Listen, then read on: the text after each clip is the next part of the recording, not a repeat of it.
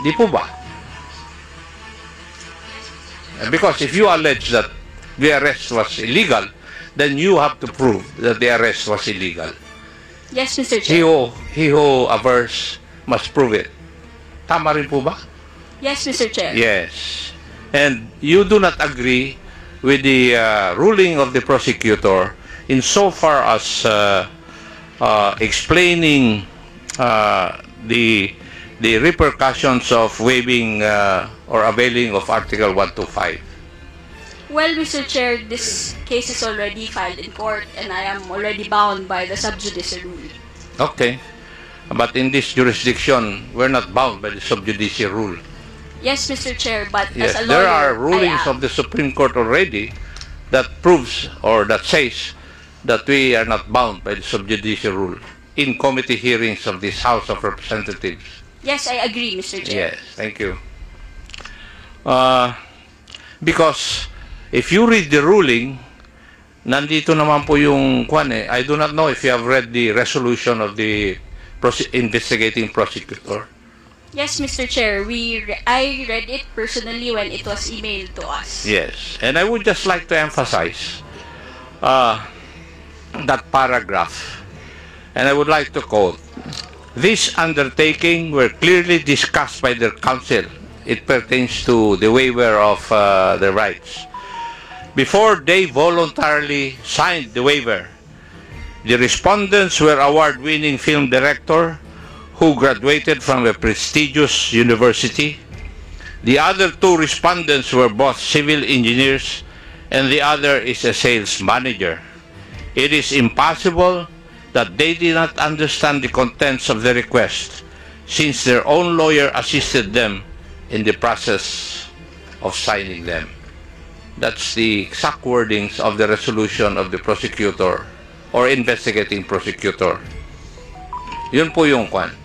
So, while I agree with you that students of law, or even lawyers for that matter, do not fully grasp the meaning of this waiver, I agree with you, Madam.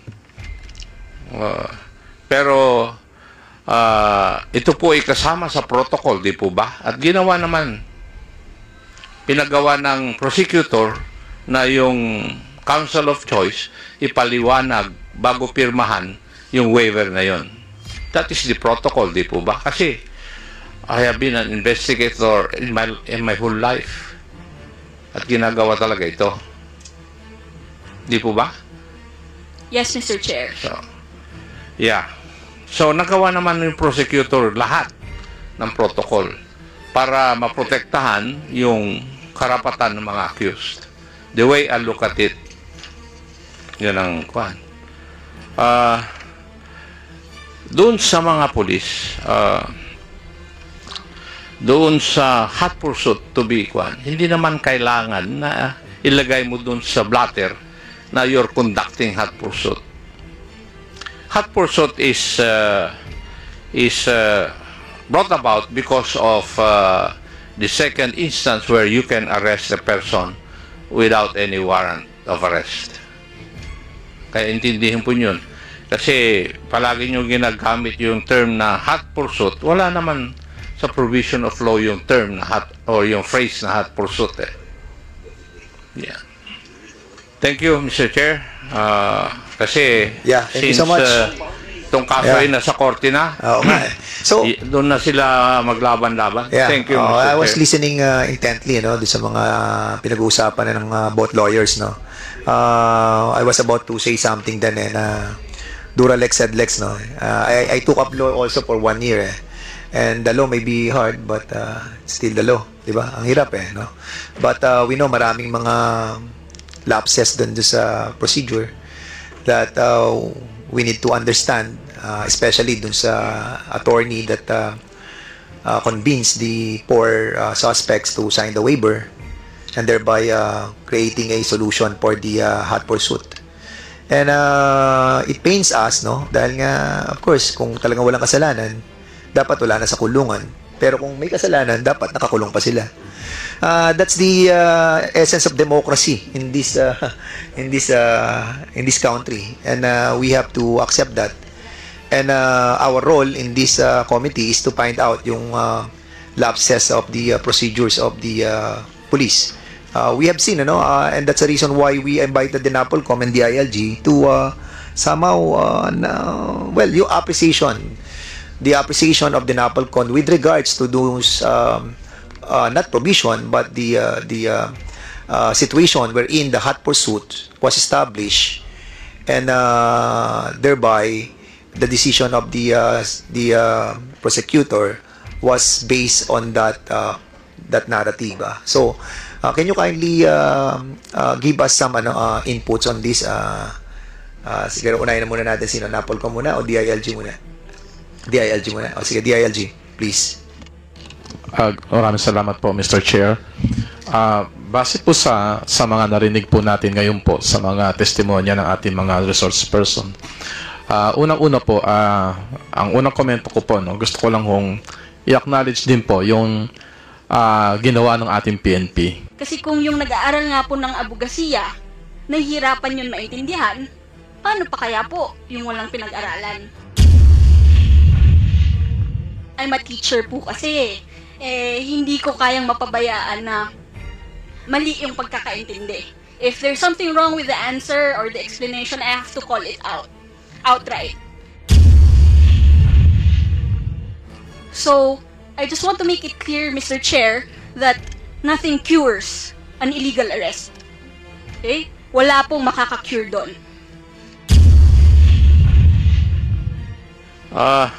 Narinig ko na rin po yan nung nag-aaral po ako ng law. Kaya wag nyo na po kaming lecturean dyan. Yung na tao na nasa loob, sir, is kitang-kita, sir, yung sa labas, sir, na yung nagpara, sir, ng sasakyan. Yun yung pang-apat na nasa kaliwa. Yung lumapit sa driver. Yes, sir, yung sa kaliwa, Yes. sir. Hindi siya nakamas na lumapit. Yes, sir, wala po, sir. So, kaya siya nakilala na puti ang buhok at may salamin. According to the statements of the witnesses. Yes, sir. Okay. Thank you. Tama rin yung sabi po ninyo na kung ako ang driver, bakit ako titigil kung nakamas yung papara sa akin? So, yung mga statement ng mga kwan is logical. Kasi kung nakamas antimano yung mga accused at paparahin ang isang sasakyan, bakit titigil yung driver? The other issue is, wala po bang nakatira dun sa malapit na nakita itong incidenting ito? Do you have any other witnesses aside from the passengers, the drivers, and the conductor? Bali po, sa lugar po mismo na kung saan nasunog itong minibus, wala pong bahay doon. Pero ang bahay po na nakapwesto doon, siguro po almost 100 meters ang layo doon sa incident scene. At doon din po nakatira itong isang tanod na napadaan sa lugar na yon bago pa po masunog itong minibus. Pakiulit nga yung huli. May isa pong tanod na nakatira almost 100 meters away from the incident scene. At siya po, bago masunog yung bus, dumaan po siya sa lugar na yan. At nakita niya po yung sinasabing 3 tao at saka 3 tao sa lugar na kanan ng bus nung mangyari ang sunog. At isa naman po doon sa kaliwa na di umano sabi ng witness ay nakasalamin. Where yung bang taong ito na sinasabi niyong witness, kinunan niyo ba ng statement? Meron po, kinunan po. And was this submitted to the provincial, to the investigating prosecutor? Naisubmit po. Okay, thank you. The other issue is, so, doon na-solve yung issue na kung paano sila nakilala. Di po ba? The other issue is the issue of alibi. Yung nasa ibang lugar sila habang yung arson ay nangyayari. Tama po ba? Tama po. Now, how would you answer na yung alleged suspects ay nandun sa isang lugar habang yung pagsusunog ng minibus ay nangyayari? How were you able to refute that? Bali po sa information pong nakalap ko bilang investigador on case, ito pong caretaker ng Mikasa Resort ay nag-report siya Police Mulanay. Ang sabi po niya, dumating doon nung 5:48 ng hapon. Ngayon po, ang kasunod pong information, sinabi nila na umalis po itong 4 na lalaki sakay ng kanilang kotse, ganap na mga 6:30 ng hapon, at nung pong time na masunog itong minibus sa Katanawan, Quezon, ito pong 4 na lalaki na ito ay hindi pa rin po bumabalik dun sa Mikasa Resort kung saan po sila nag-check-in. At bumalik po sila ay ayon sa caretaker ng Mikasa Resort, 1:30 na po ng madaling araw ng February 1. Pero ang allegation kasi, Iho, ay merong nag-testify na taga municipality ng Bulanay na nakita sila at the time na nasusunog yung bus at saka naandun sila sa lugar na yun. Yun yung testimony ng mga, if I remember it, 2 government officials. Tama po. Yes. Bali yan din po yung testimony na sinasabi nila, pero inaantay po namin na ilabas doon sa pinagbigyan po sila na makasagot sa kanilang counter affidavit, subalit hindi naman po na i-submit sa court, sa fiscal office yung kanilang counter affidavit na nagsasabi na sila nga po ay magkausap nung time na nangyari yung incident na pagsunog ng minibus. Tama po yung sinabi ninyo, yung witnesses na ito, their statements were not presented by the council. Doon po sa preliminary investigation. Tama? Tama po. And therefore, since it was these statements were not submitted, binaliwala ng prosecutor yon. Tama po. Kasi ikaw ang humaharap doon, di ba? Opo. Being the investigator. So, dito po nakikita po natin yung lapses ng nangyari. Yung unang abogado, yung counsel, kaya pinasosomon. Would you agree with that, yung bagong lawyers ng mga accused? Well, Mr. Chair, if you read Article 125 kasi, kahit po mga estudyante ko nahihirapan maintindihan yun eh. Mga gusto na po yan mag-abogado. So, ang iba nga po, kahit abogado na, nagtatanong pa rin sa akin. Kasi po, mahirap talaga siya naintindihin. Siguro po, as part of the mandate of this committee, it's an inquiry in aid of legislation. I think po, Congress can make our laws more understandable. Kasi kung yung nag-aaral nga po ng abogasiya, nahihirapan yun maintindihan, paano pa kaya po yung walang pinag-aralan? So, yun po yung call doon. And, I think po, kailangan, I'm a teacher po kasi hindi ko kayang mapabayaan na mali yung pagkakaintindi. If there's something wrong with the answer or the explanation, I have to call it out. Outright. So, I just want to make it clear, Mr. Chair, that nothing cures an illegal arrest. Okay? Wala pong makaka-cure doon. The waiver of Article 125 only cures the period that you are detained without a valid warrant. Okay po? When you waive Article 125, sinasabi mo, okay, pag ako inaresto, dapat, within 36 hours, na-file na sa kaso yung court. Na-file na yung kaso sa court. But pag ako nag-waive ng 125, sige, piskal, magdesisyon ka. Magdesisyon ka, pero ako, dito muna sa loob. Dito muna sa kulungan. Yun po yung hindi naiintindihan ng iba. Kasi po, ang iba, pag sinabing, okay, mag-waive ako ng 125, kasi bibigyan ako ng tsansa magpaliwanag. Bibigyan ka po ng tsansa magpaliwanag, pero wini-waive mo yung right mo na i-release ka within 36 hours. Pag wini-waive mo po yon, okay, dito lang ako sa loob ng kulungan habang si piskal nagdidesisyon.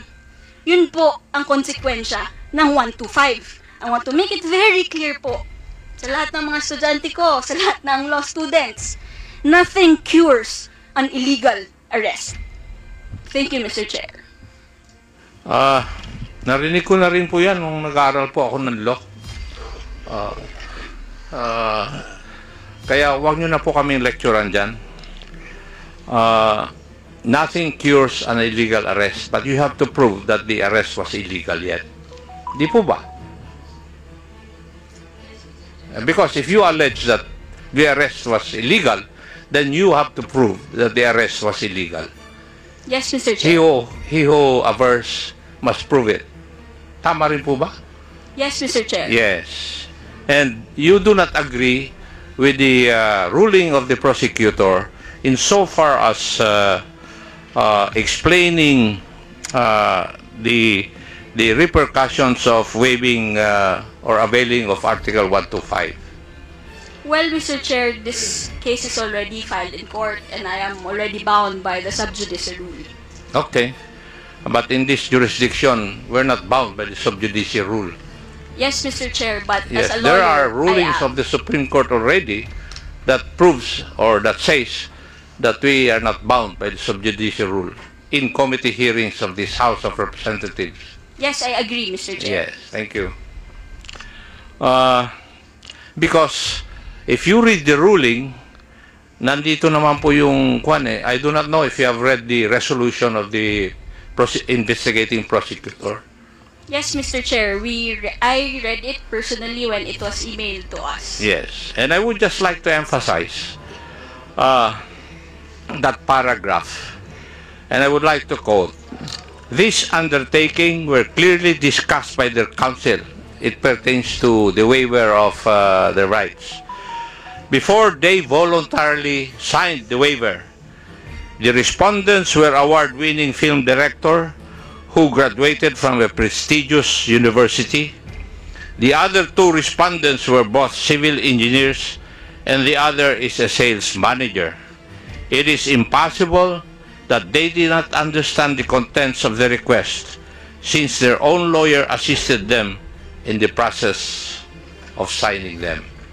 That's the exact wordings of the resolution of the prosecutor or investigating prosecutor. Yun po yung kwan. So, while I agree with you that students of law, or even lawyers for that matter, do not fully grasp the meaning of this waiver, I agree with you, madam. Pero, ito po ay kasama sa protocol, di po ba? At ginawa naman, pinagawa ng prosecutor na yung counsel of choice ipaliwanag bago pirmahan yung waiver na yon. That is the protocol, di po ba? Kasi I have been an investigator in my whole life at ginagawa talaga ito.